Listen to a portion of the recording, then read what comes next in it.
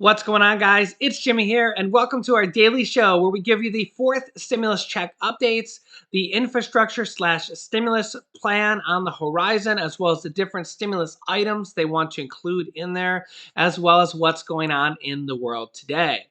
In this episode, we're going to have several different details about the infrastructure/stimulus package and how Democrats want to include at least a fourth stimulus check in there, as well as the problem with Social Security. New information out about the downfall of the Social Security program, how it could be coming sooner rather than later, and a new bill to, quote, try to fix it, as well as another plan on how we could increase Social Security, pay for these problems, and possibly the $200 per month Social Security increase that has been promised to seniors all the way since last year. This is going to be a good episode. Make sure to watch to the end. If you're new to the channel, make sure to subscribe down below. It's completely free to do so. This way you won't miss out on new updates on the fourth round of stimulus coming out. Don't forget to hit the like button, and here we go. The Senate Republicans, also known as the GOP, the Grand Old Party, aka the Republicans, are crafting an outline for their counter proposal for the infrastructure plan by President Biden. Senate Republicans yesterday discussed the outlines of a scaled down infrastructure bill they say could pass the Democratic led Congress with strong bipartisan support. The entire Senate GOP conference during its weekly lunch meeting discussed the emerging proposal after getting a briefing from Senator Shelley Capito, the ranking Republican on the Environment and Public Committee Works. Capito is leading negotiations among a smaller group of Republican moderates who met with President Biden earlier this year. The group held a meeting late afternoon on Monday to narrow Biden's proposal from $2.2 trillion in the infrastructure plan to something in the range of $600 to $800 billion. Republicans say that they should pay for this bill with a combination of user fees, repurposing some of the $350 billion sent out to state and local governments in the third stimulus check package, and other revenue-raising measures. It's unlikely Democrats will back these offsets. Senate Minority Leader Mitch McConnell says, quote, "We've been talking about it at lunch. Shelley has been giving reports about what she's working on. We're open to a more modest and targeted infrastructure bill." Republican Senator John Cornyn from Texas says, "There is a core infrastructure bill that we could pass. So let's do it and leave the rest for another day and another fight." Now remember, the infrastructure package is being unveiled by President Biden in two different packages. The first package is physical infrastructure, which is about $2.2 trillion, roads, bridges, but also a lot of other things such as broadband, housing, and all sorts of different things like that, right? So that's $2.2 trillion. Republicans only want to spend $600 to $800 billion. However, they could possibly maybe negotiate between the two, come to something around $1 trillion, and then pass that through the basically not having to use a reconciliation card, not having to use a reconciliation process, and pass something around $1 trillion, which would get physical infrastructure, get the ball rolling. I know a lot of Democrats think that's not enough, but like that Republican senator said, they could pass that around $1 trillion. Remember, that's just the first part of the infrastructure package. They could pass that, get that out of the way, and then work on the second part, which Senator Bernie Sanders says is the human infrastructure, which is where we will likely see the fourth stimulus check added ultimately before all is said and done.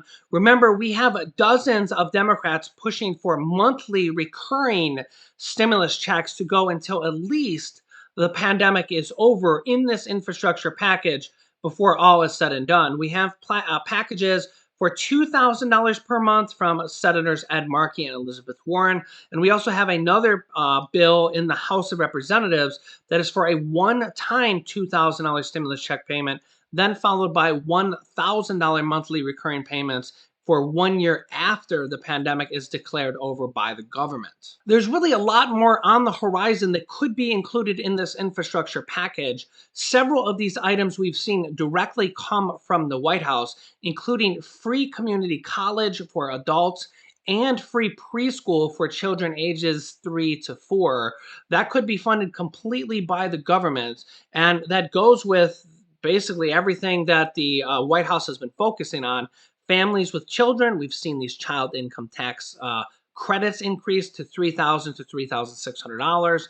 The IRS is going to pay that in monthly stimulus checks starting in about 2 months from now, and we'll be paying families $250 to $300 per month per child for 6 months, and then one lump sums of the rest of the $3,000 to $3,600, or $1,500 to $1,800 in the next year's tax returns. The Democrats also want to either increase this to more than just 1 year. There's talks that this infrastructure package could have that go until 2025, which would be 4 more years, or maybe 3 more years, and 2022, 23, 24, and 25, yeah, 4 more years. Or President Biden has actually talked about possibly increasing this permanently. Remember, the child income tax credit was increased to $2,000 by former President Donald Trump in the 2017 Trump tax cuts. So it looks like they'll be extending this to for more than just 1 year. Another big item on the block for Democrats is basically surrounding education. That's why we've seen this possibility of free preschool, free community college for adults, and also on the other side, the student loan debt forgiveness that we expect President Biden to do at least $10,000 of student loan debt forgiveness, because he's said it himself numerous times that he's willing to do $10,000 of student loan debt forgiveness. Does student loan forgiveness figure in your plan? Would you take executive action to achieve it? It does figure in my plan. I've laid out in detail. For example, the legislation passed by the Democratic House calls for immediate $10,000 forgiveness of student loans. It's holding people up. They're in real trouble. They're having to make choices between paying their student loan and paying their rent, those kinds of decisions. It should be done immediately. In addition to that, as you know, I think that everything from community college straight through to doubling Pell Grants to making sure that we have access, free education for anyone making under $125,000 for 4 years of college. And there is a program that exists now under the law that forgives student loans for being able to engaging in public service. I'm going to institute that fundamental change in that so it's able to be available to everyone that in fact is engaged. It's not being very well managed right now. So I'm going to do all of those things. Let me know your thoughts on that down below in the comments. New information is out on how the Social Security program might be in more trouble than people think, possibly how to fix it, and then another plan on what could lead to increases such as the $200 per month of Social Security that has been promised since last year to seniors. Okay, first up, there is a new bipartisan plan, which means Republican support and Democratic support, to fix the Social Security program, but is already drawing criticism. As you can see here, many Americans have one big question when it comes to their retirement.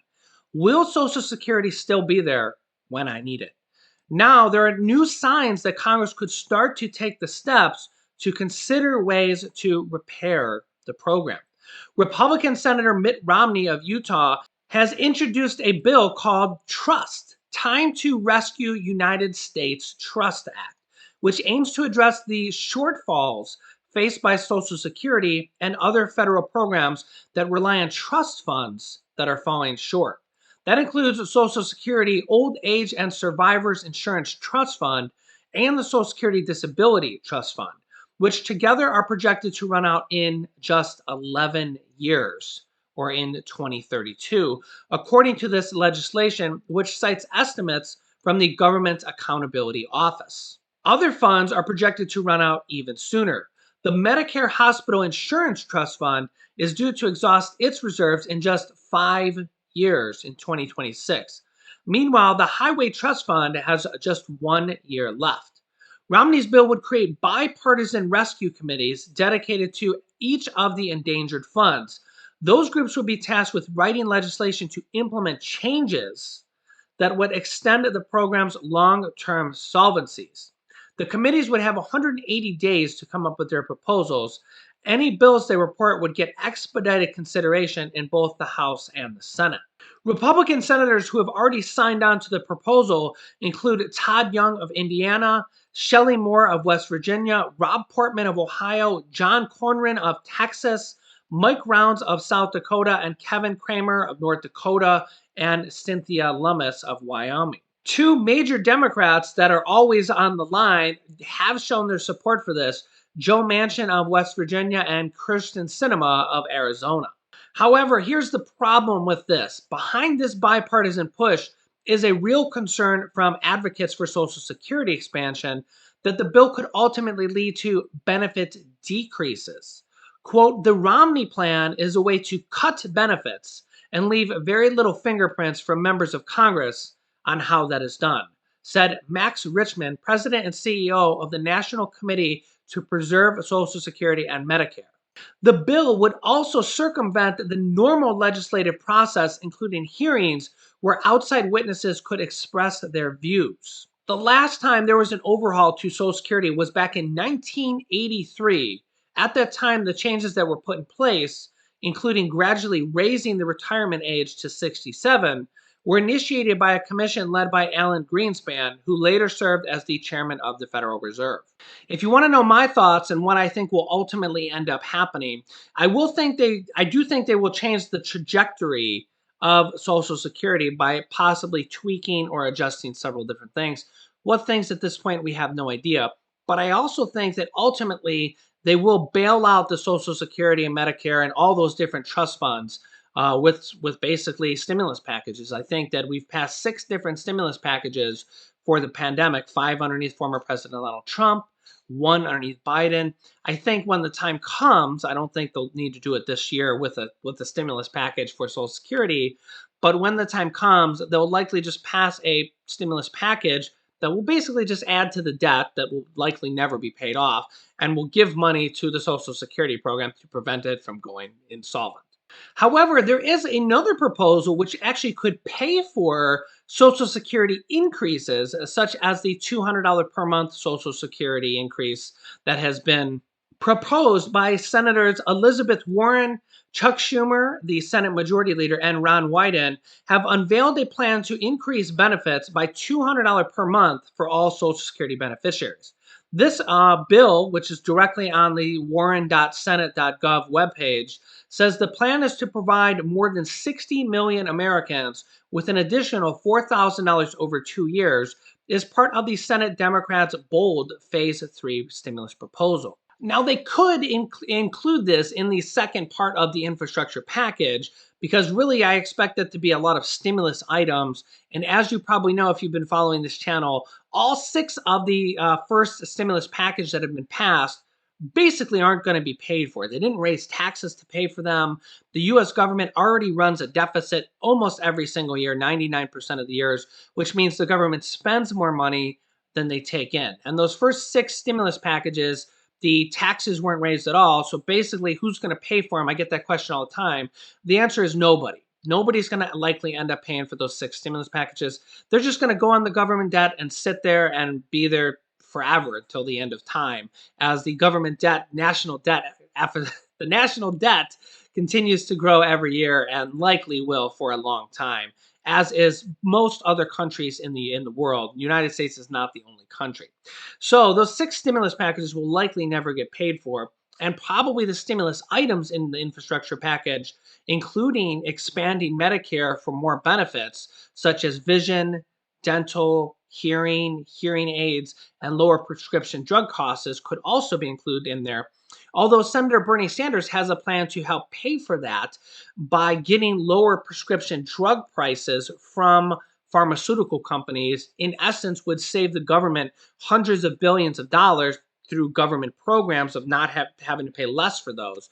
So there is a proposal to somewhat pay for that raise. However, this other bill, which is somewhat controversial, which also comes from Senator Elizabeth Warren, as a wealth tax on the wealthiest of Americans, is somewhat controversial. However, a new poll says that over half of Americans do want to see a wealth tax, and this could pay for Social Security programs or even Social Security increases. For some, including Senator Elizabeth Warren, wealth taxes are one answer to this problem, and the idea is more popular than it used to be. Even formerly moderate groups like the International Monetary Funds have called for one-off wealth taxes to help support an economic recovery. A new study finds that 56% of people found wealth inequality to be a significant problem facing the country, with billionaires paying a wealth tax as part of the solution. However, 44% of respondents considered it unfair to impose an additional tax on people who already pay income taxes because that would become a quote penalty for the rich. Senator Warren's plan to tax the ultra wealthy campaigned and during her 2020 presidential run, targets households with net worths exceeding $50 million, proposing a 2% tax on those with a net worth between $50 million and $1 billion, and a 3% tax on those with over $1 billion net worth. Also, we know that President Biden is for some tax increases to pay for the infrastructure part of this next infrastructure/stimulus package, including possibly raising the corporate tax rate from 21% to 28%. Remember, it used to be 35% just a few years ago when former President Donald Trump lowered the corporate tax rate in the 2017 Trump tax cuts all the way from 35% all the way down to 21%. President Biden also is potentially going to be raising on the quote wealthy for people that make over $400,000 per year to include some type of additional taxes, possibly in this infrastructure package. However, Republicans and even some Democrats are pretty much against almost any type of tax increase. So it will be a little bit of a negotiation struggle to get any type of tax increases done in this infrastructure package. Let me know your thoughts on increasing Social Security, changing the trajectory of it, bailing it out, as well as Medicare and the proposed fourth stimulus check. Let me know your thoughts down below in the comments. And do you think it should be paid for, and how should it be paid for? If you're new to the channel, make sure to subscribe down below. It's completely free to do so. This way you won't miss out on new updates on the upcoming fourth round of stimulus checks, and the infrastructure/stimulus package proposal that will likely be passing here soon. I'll keep you up to date on everything. Remember, new videos come out every day at 10 a.m., 3 p.m., 8 p.m., and 11 p.m. Eastern Standard Time. Don't miss an episode because we cover different things in different episodes. You can click this top video here to watch my newest stimulus check video next. And this video teaches you how to start your own business selling products on the Amazon FBA platform, where I've had dozens of students replace their 9-to-5 income selling products on Amazon, and I teach them how to do that. So click on one of those videos next. Thanks, guys, and I will see you in the next video.